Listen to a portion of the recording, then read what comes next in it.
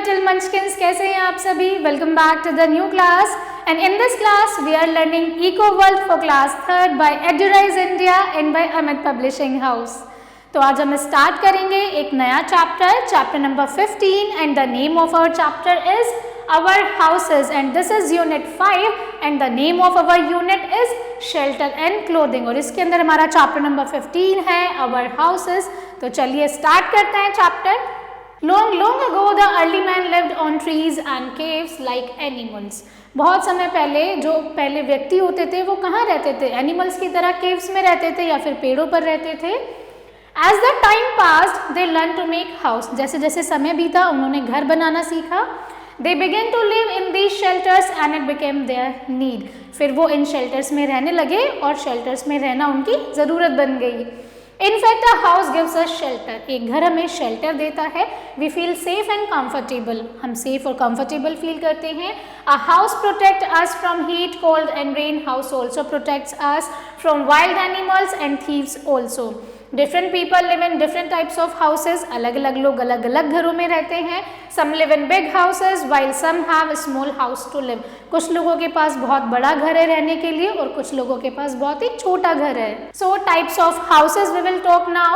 Houses vary greatly in shapes, size and materials from which they are built। Houses are made of materials that are locally available। यानी कि houses ऐसे material से बनते हैं जो कि locally और easily available हो जाते हैं। Getting construction material from far off places to build houses make the construction costly।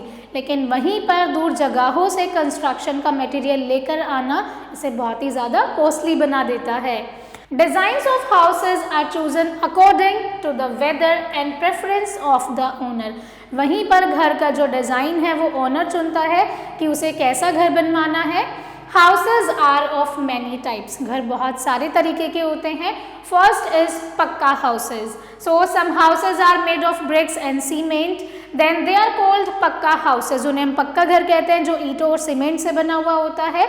The roofs of such houses are strong and are also made of cement। उनकी जो छत है वो भी बहुत स्ट्रॉन्ग होती है, सीमेंट से बनी हुई होती है। Wood, cement, steel and tiles are used to make a strong house। इन चीज़ों से एक पक्का घर को बनाया जाता है। Most houses in towns and cities are made of cement and steel। बहुत सारे टाउन्स और सिटीज़ में स्टील सीमेंट के ही घर बने हुए होते हैं। Now strong houses may be bungalows। अब अगर पक्का घर और strong house के अंदर बंगले भी आते हैं। So they may also be buildings with few apartments for multi-story buildings with many apartments। इनके अंदर मल्टी स्टोरी हो सकती है, इनके अंदर बहुत सारे अपार्टमेंट्स हो सकते हैं। Now we will talk about second type of house which is कच्चा house। कच्चा houses are made of mud and straw। वहीं पर जो कच्चा घर है वो मिट्टी से बनाए जाते हैं। They are mostly found in villages। और कच्चे घर गांवों में पाए जाते हैं।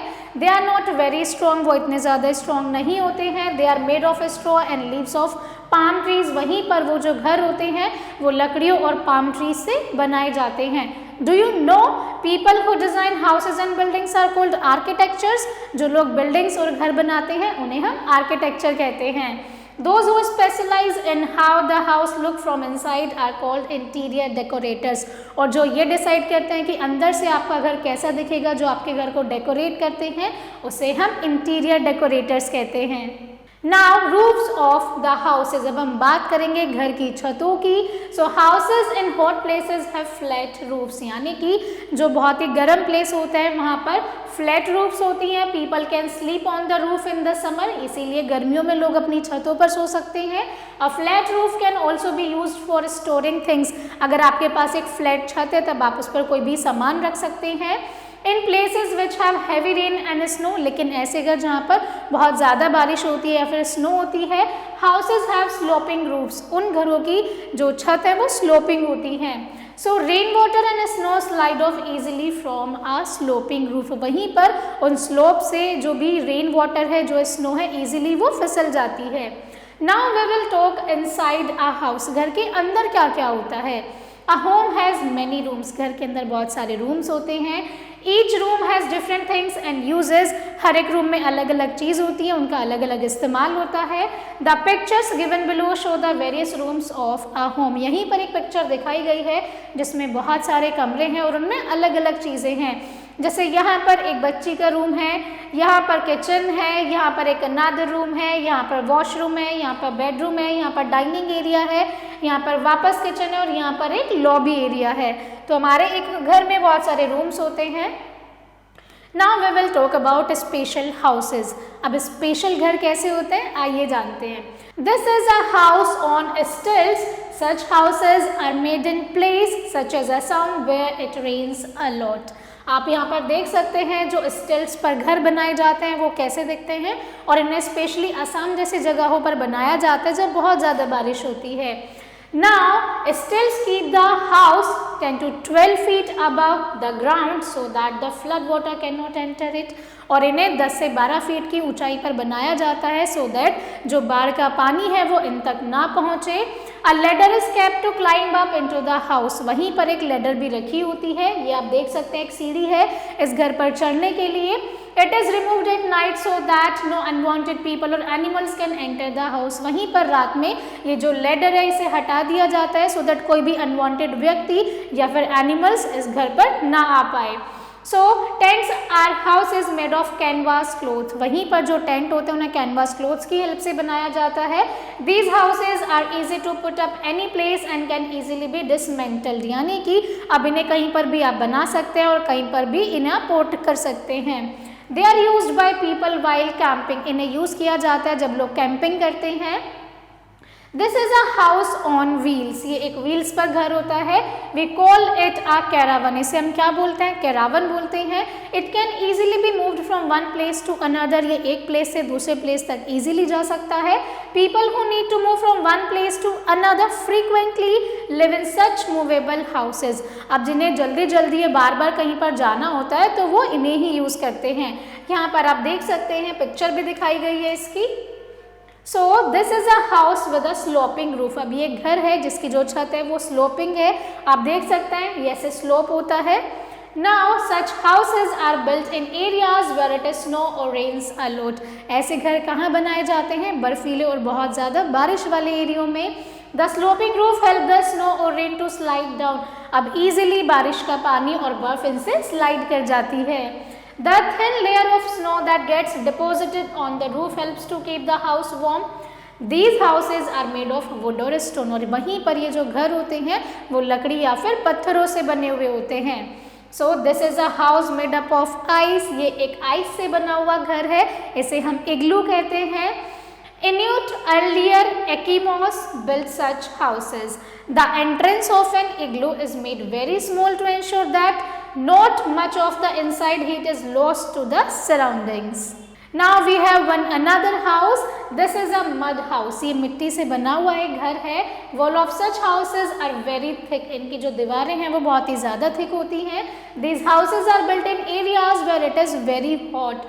यानी कि मिट्टी से घर कहाँ बनते हैं बहुत ही हॉट प्लेसेस पर बनते हैं जहाँ पर बहुत ज़्यादा गर्मी होती है। The roof of the house is made up of straw or tiny bushes. Now these houses remain cool from inside. और मिट्टी से बने हुए घर अंदर से बहुत ही ज़्यादा ठंडे होते हैं। Then we have different kind of house. So this is a house that can float on water. ये एक घर है जो कि पानी पर तैर सकता है। We call it a house boat. इसे हम क्या कहते हैं हाउस बोट कहते हैं। Such houses are found in Kashmir and Kerala. ऐसे हाउस बोट कहाँ पाए जाते हैं कश्मीर और केरला में पाए जाते हैं। House boats are made of wood. अब जितने भी हाउस बोट्स होते हैं वो लकड़ी के बने हुए होते हैं। Now we will talk about ventilation in the house. यानी कि हाउसेज में वेंटिलेशन का अरेंजमेंट कैसे होता है। Our houses should get a lot of fresh air and sunlight. हमारे घर को प्रॉपर सनलाइट और एयर मिलनी चाहिए। A house should have many windows and doors. यानी कि एक घर में बहुत सारी विंडोज होती हैं, बहुत सारे डोर्स होते हैं। We should also have ventilators in the house. और इसीलिए हमारे घरों में वेंटिलेटर्स का होना भी बहुत ज़्यादा ज़रूरी है। Ventilators are openings which let in fresh air and let out the stale air from a room. क्यों ज़रूरी है क्योंकि ताकि हवा इजीली आ पाए और जितना भी डर्ट या फिर एग्जॉस्ट वाली एयर है वो बाहर जा पाए। A kitchen must be well ventilated to let the warm air out. और वहीं पर किचन में वेंटिलेशन होना बहुत ज़्यादा ज़रूरी है जिससे जो वार्म एयर होती है वो बाहर निकल पाए। जो स्मोक हो जाता है किचन में उसके लिए भी ज़रूरी है।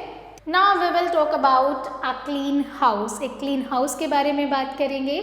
We must keep our house clean, हमें हमारे घर को साफ रखना चाहिए। Some animals spread diseases and make us sick, कुछ एनिमल्स ऐसे हैं जो बीमारियां फैलाते हैं और हम बीमार हो जाते हैं। We can remove them by cleaning our house regularly, अगर हम रेगुलर बेसिस पर अपने घर को क्लीन करेंगे तब हम इन्हें भगा सकते हैं।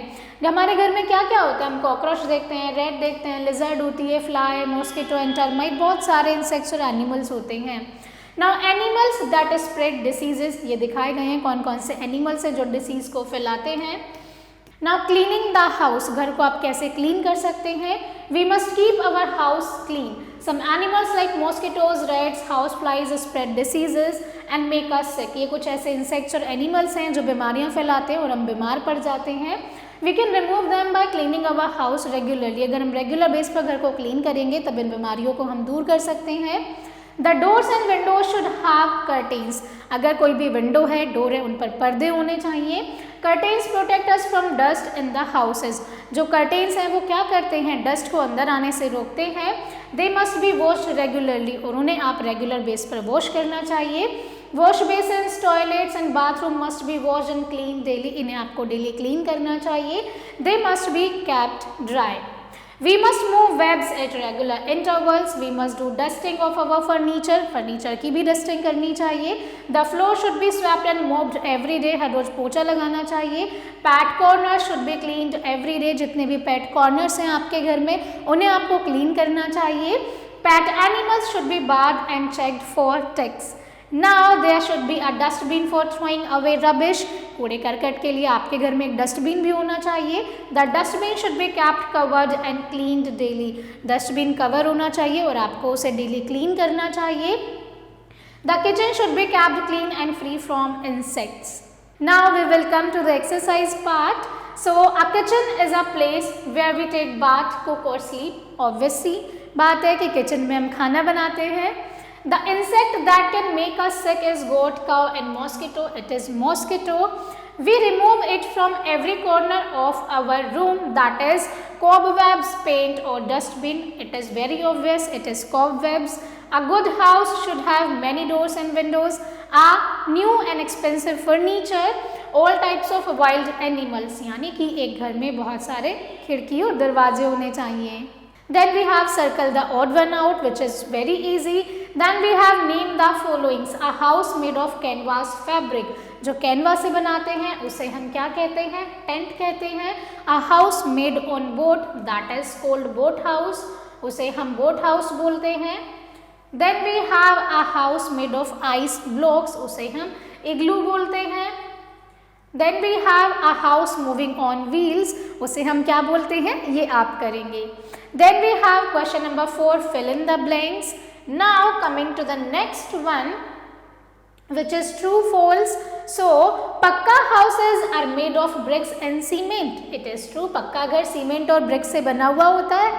Then we have पक्का houses are made of mud and straw. It is false. Nomads live in tents. It is false. Now इन्वर्ट्स built bungalows, जितने भी इन्वर्ट्स होते हैं क्या वो बंगले बनाते हैं? It is true. We should keep our houses neat and clean. It is also true. Then we have match the followings and I hope you all can do this by your own. Coming to the next one, answer the following questions. So what is a house? एक house क्या होता है आपको बताना है। What is used to make an igloo? igloo बनाने के लिए किस चीज का यूज किया जाता है। Write about any two types of houses. कोई भी दो प्रकार के घर के बारे में यहाँ पर आप बता सकते हैं, कच्चा हाउस और पक्का house. Write any two things you can do to keep your house clean. कोई भी दो चीज़ें बताएंगे जिससे आप अपने घर को क्लीन रख सकते हैं। What is a good house? एक अच्छा घर क्या होता है। लास्ट वन इज कि हमारे घर में सनलाइट का आना क्यों ज़रूरी है, इसका आंसर आपको करना है। And I hope my dear students इन सभी के आंसर्स आप इजीली कर सकते हैं। So मेरे प्यारे बच्चों, that's all for today's class. I hope it was an interesting class and you all enjoyed it a lot. Thank you so much for watching and learning with me. I will see you all in the next class. Till then, take care and bye-bye.